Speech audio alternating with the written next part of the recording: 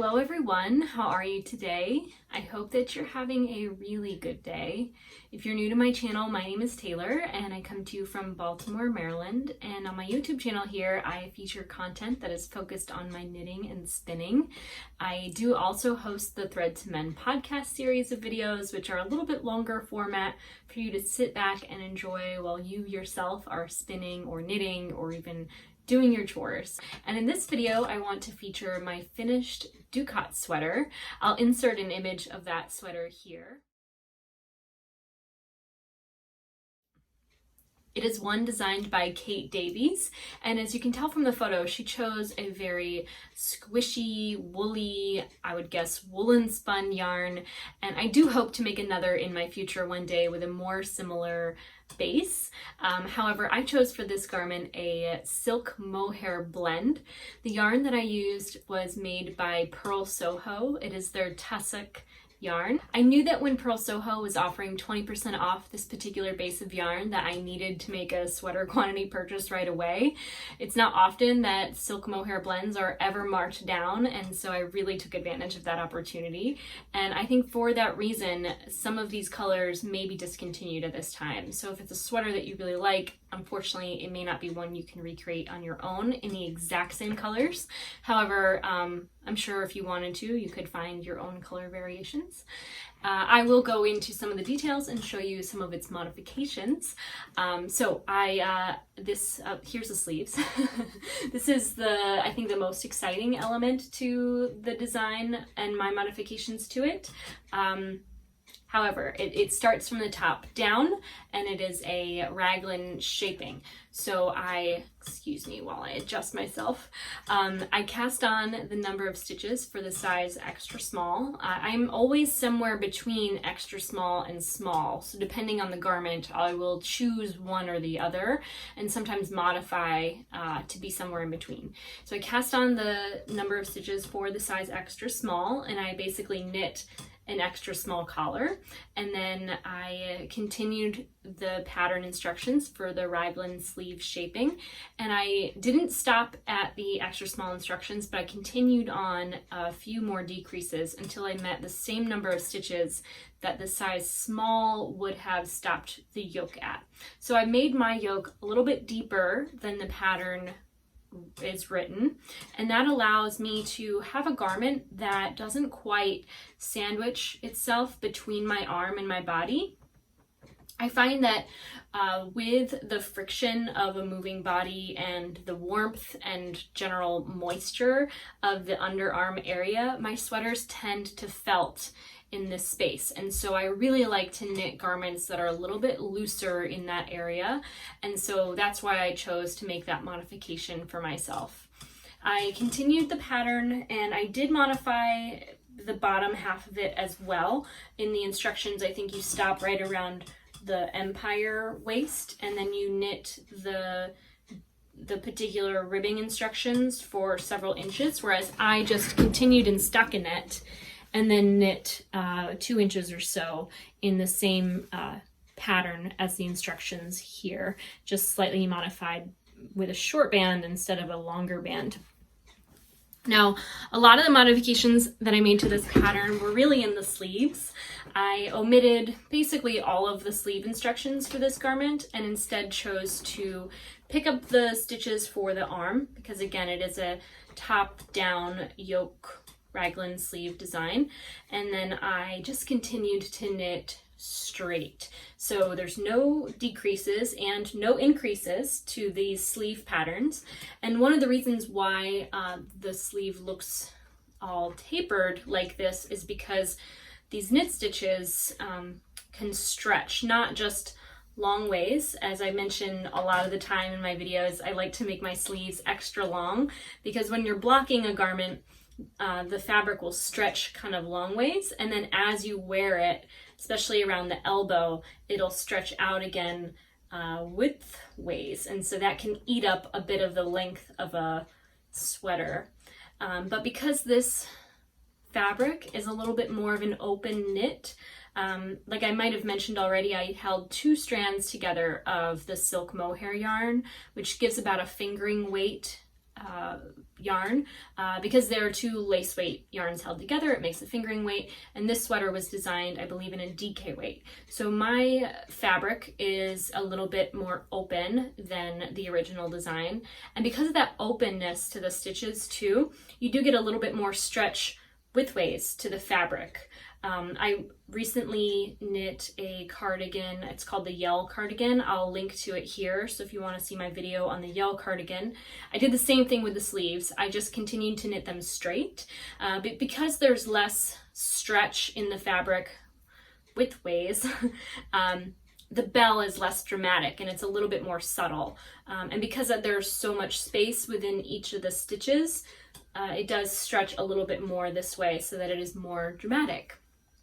Now you can see too that I did not just continue the whole sweater in a single color. I decided I wanted to make this sweater very dramatic. I was inspired to knit this sweater when I made a purchase for my first pair of adult size roller skates. I bought myself the Moxie Lollies in the Clementine color, and I knew I wanted to knit a really bright and fun sweater to wear with those. I had this whole vision in my mind of the outfit I wanted for my skates, and I bought the skates, and the same day I bought the yarn because I just needed to like treat myself, I guess. I don't know, I kind of went a little wild with spending that week, I think, but I can't be more excited for my skates to arrive because I already have my sweater finished. If you're not familiar with the roller skating world, I think everybody bought every skate on the planet above size 4, and these like domestically produced skates are all on back order. So it's a 14-week wait. I think I have just one more week till they arrive. So I'm super excited for my skates to come, but I digress.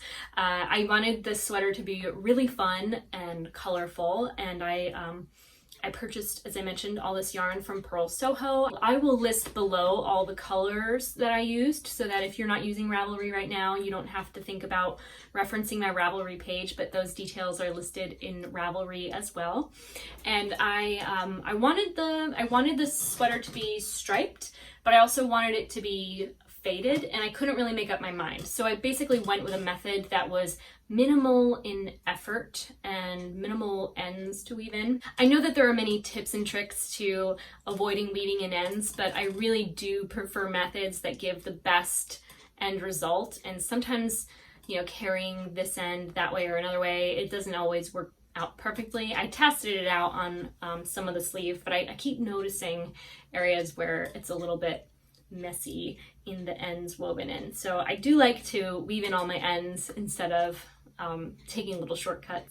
I used a method of striping that was minimal yarn management. So what I did, and I'll just zoom in here so that you can see, is when I was ready to change colors from holding 2 strands of the orange together, I stopped and I held for one row a strand of orange and a strand of guava. And then I switched back for another row and held 2 strands of orange together once more, and then continued for an inch or so with 1 strand of each color again. And then when I was ready to switch to the solid guava, I did 1 row with 2 strands of guava, and then switched back to another row with 1 strand of each color.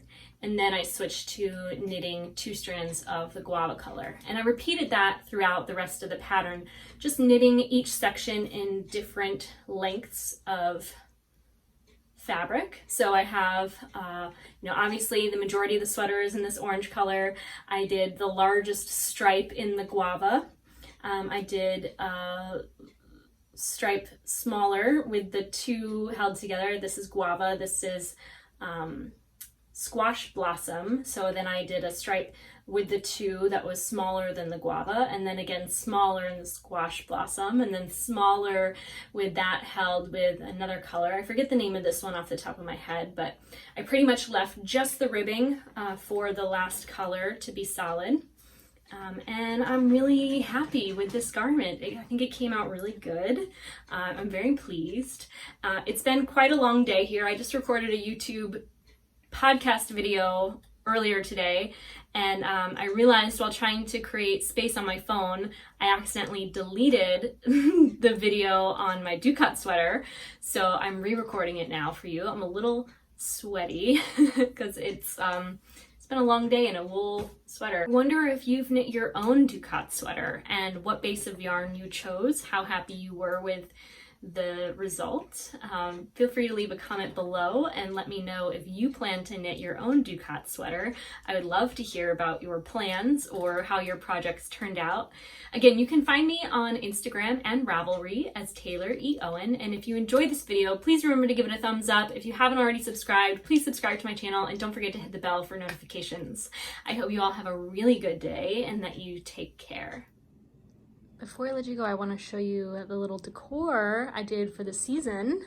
I went to Michael's on an impulse and I got all these faux flowers on sale. It's like 40% off.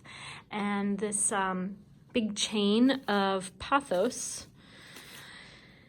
And it just took 2 chains to do the banister. So if you want to do something like this, it was 2 chains of that foliage. And I think I spent like 90 bucks on all this. I know that's a lot of money to spend on decorations, but you know, I mean, there's a lot of terrible things happening in the world and I needed to escape a little bit. So that happened. And before I let you go, I want to show you really quick. Hey, Starb. I want to show you my garden.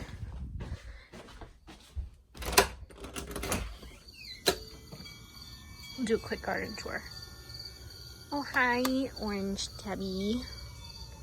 These are my friends. Have you met my friends? This is Orange Tabby. And that's Tabby with white. Hey, sweeties. They have not been fed today, obviously.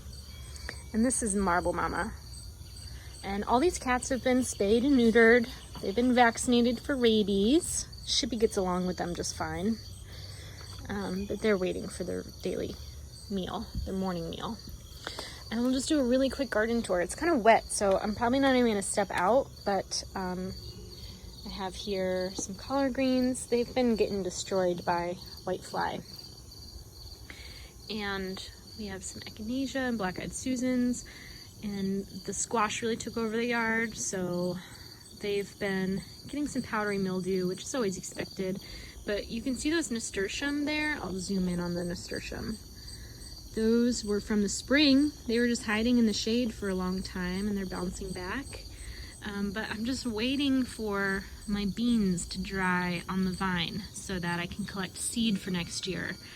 And then I'll tear what's left on those down. I just planted some sugar snap peas and you can't see it from where I'm standing, but there's some collard green seedlings on the left, far right side of the yard. And the berries are all falling and fruiting and a mess, but this is the garden as it is. I'm cleaning it up little by little, and I'm just waiting for my squash to fully ripen and those stems to kind of turn brown before I tear up those plants and add them to the compost. You can see my tomato cages need to go into storage, but yeah, that's our garden today and my kitty friends. Thanks for watching.